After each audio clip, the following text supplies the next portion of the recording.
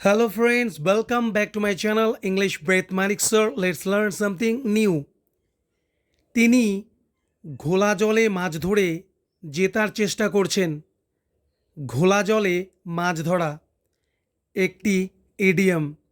Two fish in troubled waters. তিনি ঘোলা জলে মাছ ধরে জেতার চেষ্টা করছেন।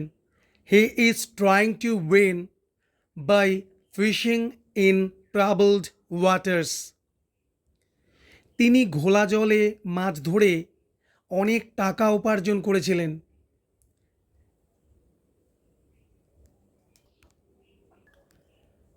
ঘোলা জলে মাছ ধরা বন্ধ করো।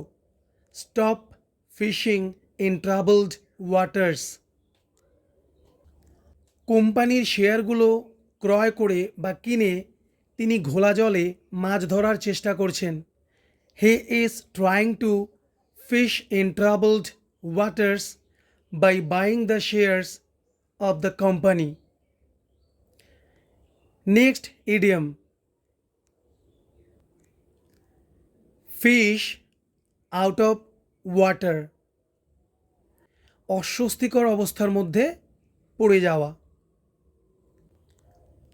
তিনি যখন গ্রামে এলেন বা গ্রামটিতে এলেন তখন অস্বস্তিকর অবস্থার মধ্যে পড়েছিলেন।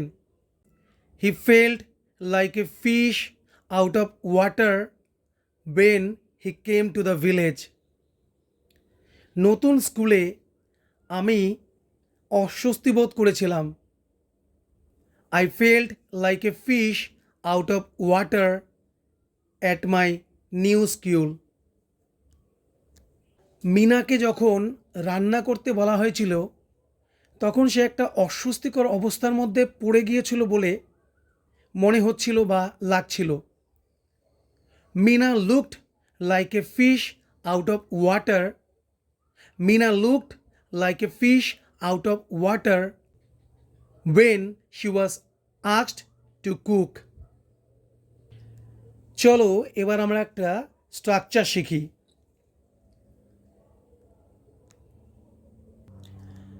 যখন তুমি ক্লান্ত থাকো তখন গাড়ি চালিও না।